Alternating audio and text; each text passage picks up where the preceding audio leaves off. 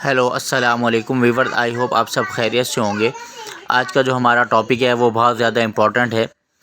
आज का जो हमारा टॉपिक है वो किसी भी हाउस का या छोटे से घर का इलेक्ट्रिकल लोड कैसे कैलकुलेट करते हैं और उसके हिसाब से हम बिल को कैसे अपने एंड पर कैलकुलेट कर सकते हैं।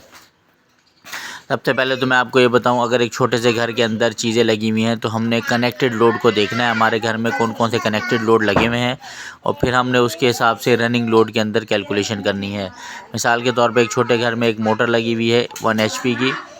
1 HP से मुराद ये है कि 746 वाट। उसको हम मल्टीप्लाई करेंगे जितने घंटे वो चलती है। अगर वो 1 घंटा चलती है तो 746 इंटू 1 आवर जो रनिंग लोड हमारा एक दिन का निकल आएगा, तो ये हो जाएगा हमारे पास। उसको अगर हम 1000 से डिवाइड कर देंगे तो हमारा एक दिन का लोड कैलकुलेट हो जाएगा, एनर्जी यूनिट्स आ जाएंगे। इसी तरह अगर उस घर के अंदर 3 पंखे लगे हुए हैं, 80 वाट का एक पंखा है, तो 80 को 3 से मल्टीप्लाई करेंगे तो 240 वाट्स बन जाएंगे टोटल। और अगर मैं कहता हूँ कि वो पंखे 10-10 घंटे चलते हैं तो 240 को हमने मल्टीप्लाई करना है मज़ीद 10 से, तो 2400 किलो वाट आर आ जाएगा।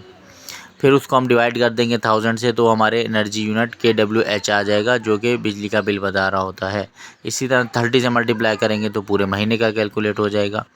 तो हमने सबसे पहले क्या करना है, हमारे घरों के अंदर जो भी चीज़ें लगी हुई हैं उनको हमने कैलकुलेट करना है। जैसे LED लाइट्स लगी हुई हैं, पंखे लगे हुए हैं, फ्रिज हर घर में नॉर्मली होता है। तो एक अगर मैं कहता हूँ कि नॉर्मल साइज़ का फ्रिज 300 वाट का है और वो मैं कहता हूँ कि वो 20 घंटे चलता है, तो 6000 वाट इसके हो जाएंगे एक दिन के अंदर।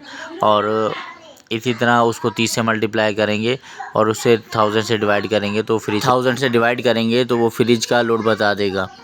हम इन सारी चीज़ों को एक पेपर पे लिखेंगे कि एक घर में कितने पंखे हैं, 3 पंखे हैं, एक घर में 5 लाइटें हैं, LED लाइटें, उसको हम देखेंगे। फिर फ्रिज देखेंगे, नॉर्मल मोटर देखेंगे, और जो जो चीज़ें भी लगी हुई हैं उन सब को हम देखेंगे। उसमें सबसे पहले उसके वाटेज का पता होना लाजमी है।